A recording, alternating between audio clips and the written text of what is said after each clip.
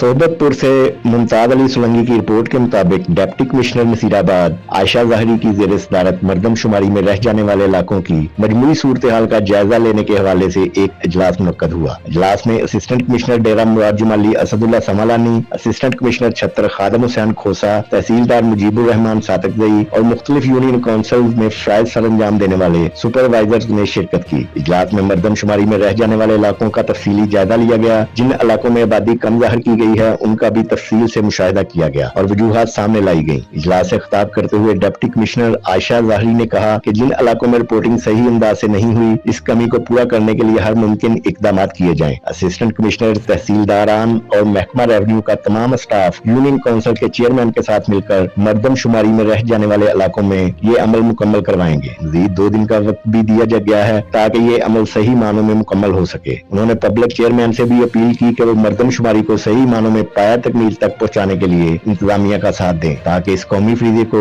जल्द मुकम्मल किया जा सके।